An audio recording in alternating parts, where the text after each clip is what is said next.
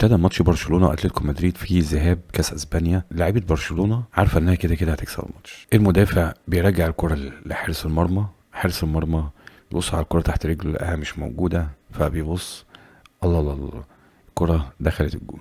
ده الجون الاولاني. الدقيقه حوالي 14 ولوكمان يستلم الكوره ويبتدي ان هو ياخد الكوره ويبتدي ان هو يحجز عليها ويقف على كورته حلو قوي ويبتدي يجري، وبدا ان هو ينقل الكوره وبدا زمايله تفتح له طيارات ما شاء الله ما شاء الله، يعني طيارات يمين وشمال. جريزمان جه من ورا المدافعين، هوب شاط الكوره، هوب حط الجون التاني.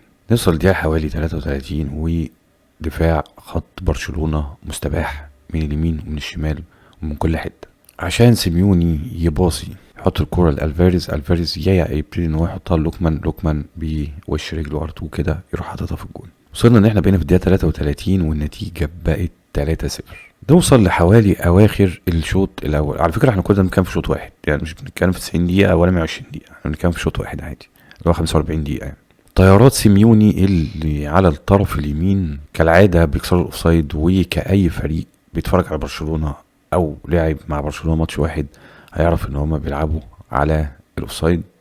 هتعرف تكسرهم باي لاعب سريع، اي لاعب سريع هيكسر الاوفسايد ويبقى انفراد بالحارس. فهم عشان عارفين الحته دي هتلاقي واحد بيجري يكسر الاوفسايد، وهتلاقي واحد او اتنين بيفتحوا له الناحيه التانيه ايا يكن هم يمين او شمال، يفتحوا له الناحيه التانيه عشان هتتعرض تخش جون بس من غير اي مشكله ومن غير ما برشلونه يحس باي حاجه.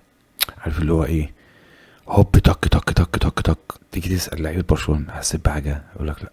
عارف انت لما تروح للدكتور تاخد عنده حقنه فتقول يا والله العظيم انا ما حسيتش بالحقنه، دي خفيفه. دي لعيبه اتلتيكو مدريد اللي عملته مع برشلونه. عشان نوصل للدقيقه 47 قبل ما يصفر نهايه الشوط الاول والنتيجه بقت 4-0. يا عم هانز فليك، يا عم هانز فليك، احنا مش هنقعد نتكلم تاني في نفس الموضوع. انت بتلعب كوره كارثيه، كوره كارثيه، مش هتقدر تحافظ على الجهد البدني دوت طول المطوشه كلها، طول المطوشه. انت عشان بتحاول تكسر الاوفسايد لعيبه بتبقى متاخره، لو عدى منها لاعب بتلاقيها بتجري رهوان، واحنا دلوقتي ما بقيناش نرفع الاوفسايد غير لما الكوره تخش جون ونشوف الفار، فاللعيبه بتجري وبتعمل اللي عليها. انت بتنهك اللعيبه، بتنهكها بجد والله العظيم. الكوره انت بتلعبها سلاح ذو حدين، يا هتكسب يا هتخسر، مفيش تعادل، مفيش منه. مش هقولك ان انت هتكسب على الصفر، كده كده هيخش فيك جوان، بس لو خسرت في ماتش اهو مثلا زي ماتش اتلتيكو تتعمل عليك كوره انت اتهنت والله العظيم في الملعب. عيب هانز فليك، حاول تحترم نفسك، تلعب كوره عدله، احترم سنك، وعيب انت بتعمله ده.